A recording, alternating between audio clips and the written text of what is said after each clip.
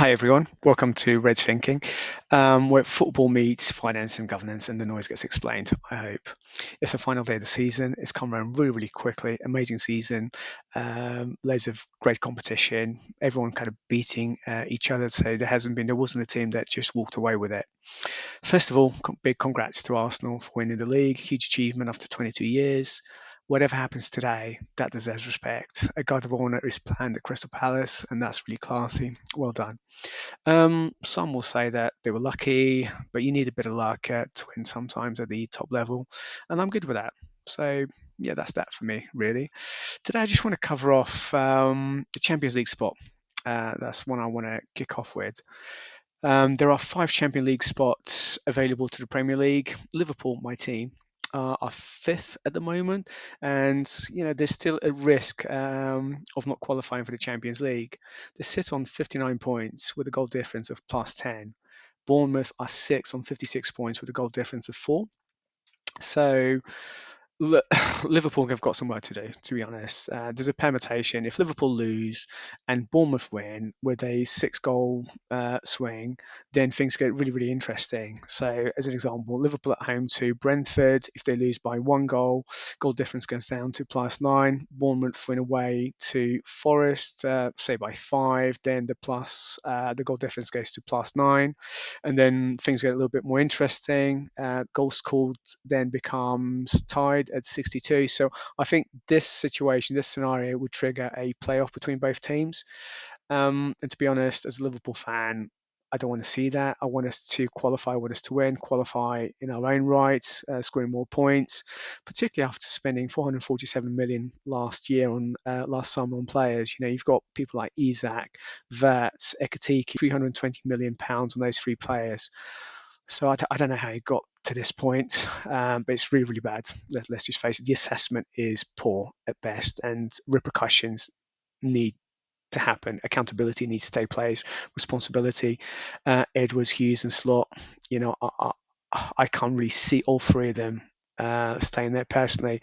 I think Slot's at risk, Hughes is at risk. The only one that might actually survive is Edwards, and the only reason they might survive is because it'll be too much change for the board to take. Just getting rid of all 3 of them. But that's a conversation for another time. So let's just think of the worst possible situation for Liverpool. If Liverpool drop down to 6 for whatever reason, they lose today, Bournemouth win, there's more than a 6 goal swing in Bournemouth's favour. Liverpool then drop down to 6 and qualify into the Europa League. Then the revenue impact is upwards of £40 million. There's a variety of things like UEFA prize money will be less in Europa, TV money, match day income, and then there's commercial downsides. You'll have deals that will speculate a certain amount if you're in the Champions League, and then if you drop down to Europa and the conference, then it's less money, just less money. And then there'll be the impact about just recruiting the best talent. Players might want to leave. Our top stars might want to leave. The recruitment will be more difficult, and so forth. So there's a lot of stake here today. There isn't too much talk about it, but if you look into the situation, there's a lot of stake because I guess a lot of people are assuming that Liverpool will qualify. There is a stronger possibility because we've got a home game of Liverpool qualifying, but because of the our form this season, it's not guaranteed, and that's the point that I'm making here. And there are risks around that. Okay, but let's move on to the relegation battle. Spurs West Ham. This is a really interesting one. How did they get here? You've got to look at decisions that were made a couple of years ago. So for West Ham, you've got to look at getting rid of David Moyes back in the summer of 2024. Was that the right decision? At the moment, it doesn't seem like it's the right decision. Last season, Daniel Levy was pushed out effectively by the fans, protests. So to me, it doesn't feel right that that decision took place. But then again, I'm not a Spurs fan. Okay, so but the reality is that one of the teams will go down, and there'll be a financial earthquake for the team that goes down. Spurs are at home to Everton, and West Ham are at home to Leeds. So we'll see what happens there. Everton are a decent side away. Leeds are in really good form, like in 2026. They pulled themselves away from the relegation battle. They've done really, really well, and they deserve a lot of credit there. I think. Um, but now let's just have a quick look at the Premier League versus Championship TV money. The immediate drop from the Premier League to the Championship, you're looking at tens of millions of pounds. It'll fall. The revenue, the TV sort of revenue, will fall upwards of its 80 million pounds. And that's even after the parachute payments. Um, so it's significant amounts. It's not negligible. Commercial deals, again, like I said with Liverpool, there'll be clauses in there that if you drop a division, then there'll be maybe even termination clauses. There'll certainly be reduction in payments. So that there'll be revenue lost there as well. And then there's the squad cost versus the championship revenues. So we've established that the whoever goes down, they're going to get less money, basically, from TV, from commercial deals, from even match day. Less people coming to watch you. So players will automatically take a wage cut. I think there's a clause, or there should be a clause in the players' contracts to say, look, you drop a division, you take a 25, 30, 40%, 50% pay cut. That's standard. But is that sustainable? Because the revenues will be a lot less, so it might not be sustainable. And anyway, a lot of players may want to leave. They want to leave to maintain their international status, maintain their earning power, and so forth. They won't want to play in the a lower division. So there are strong possibilities. Even if they stay in the Premiership, Spurs or West Ham, even if they stay, maybe a lot of players will want to leave because they're like, it's the second time where Spurs have been like hovering around that place just above the relegation zone. So a lot of players may just want to leave. However, Robert De Zerbi is there. New ideas, new energy could definitely turn things around. So we just have to watch this space for now. So let's just have a quick look at the impact in terms of relegation.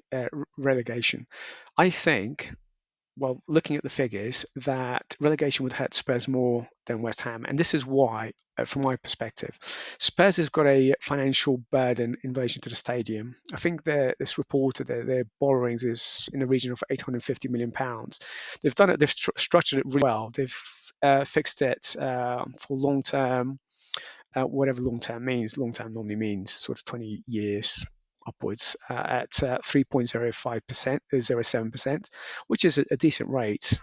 However, if you sort of translate that into servicing of that loan, that's £30 million, or estimated around £30 million. That's before you even repaying capital. That's a lot of money you need to find. And then you earning less money, it's serious strain on your finances. On the other hand, West Ham pay around 3, maybe 4 million of rent for the London Stadium, and no capital costs for the building or maintenance of the stadium. So it's been termed peppercorn rent, which is a really good deal for West Ham. But there are constraints with that. Okay, you pay less rent, but then again, you don't get as much revenue because you only get to use the stadium for your match days, and any time after that you don't. So you can't hold events as an example. Spurs stadium, they hold events. They've got the F1 underneath the stadium, and so forth, so that their commercial deals are a little bit better. So you've got more cost but better commercial upside. So that's kind of like that. One thing that maybe kind of blows my mind a bit here is the Spurs club captain Christian Romero. He won't be there today for the decider, and it's their captain. A lot of people are talking about this. It doesn't make too much sense. I know he's got an injury. I know he's going through rehab, and he's decided to go back to Argentina to continue his rehab and prepare for the World Cup and watch his boyhood club, Belgrano, I believe, and they're on the title decider against River Plate. To me, I don't know. As a Spurs fan, I wouldn't be happy with that. The captain should be there. I know he's injured. He should be there, inspiring, motivating his teammates. He's just the captain. He's got to lead by example, surely. I can't really see him coming back from this. even if Spurs stay in the Premiership, I can't really see him being there next season. And maybe that he doesn't want to be there next season. Maybe that's part of his strategy and his team strategy, just to sort of slowly move away, just cheese people off and gently force them move away. Maybe that's it. Maybe he's got some offer in his ear that's better than what he thinks it's better than playing for Spurs. And Spurs, in my opinion, are one of the top six clubs. But it's just me. So let's just recap. Final day of the season. Arsenal are champions. Fair play, fully deserved. Well done, guys. Happy with that. Liverpool have got work to do. A loss, a 6-goal swing could cost them Champions League place and upwards of £40 million in revenue. Yeah. And the challenge about recruiting decent talent. At the bottom, Spurs and West Ham are playing for their financial futures. Basically, it's worse for Spurs because of the stadium debt. And to make matters worse, like I mentioned, Captain Cristiano Romero is thousands of miles away in Argentina, while the fight for their Premier League lives, is going on. So again, that doesn't make too much sense to me. I'm sure Spurs fans will have a lot to say about that this afternoon. But if I was a Spurs fan today, I'd forget all the noise and I'll just support whatever's in front of me and give them as much energy as I could to do my job effectively as a 12 man to try and keep them up. And for West Ham as well, if I was a West Ham supporter, I'll do exactly the same thing. No protests today. I wouldn't. I would just focus. Okay, guys, this is a life and death type of footballing situation. Let's just do our best to help the team stay in the Premiership. Afterwards, then you've got time to protest. Fine. Um, so I want to finish off with something different. Like I mentioned at the top, midway through it, decisions have consequences, and to me, for Spurs getting rid of Daniel Levy last summer, I don't think that was the right decision. I think it's cost them. But then again, Daniel did make mistakes, and getting rid of Ange last season wasn't the right decision. I think Ange earned the right to for a third season. If I was in his position or advising him, I would have recommended that he would look at things like the recruitment process, because recruitment hasn't been great at Spurs. But more so is the why are players getting injured? There's too many injuries, and not just that, they're taking too long to come back from injury. There's something misaligned there. So I think Daniel should have focused his efforts there as opposed to sacking Ange.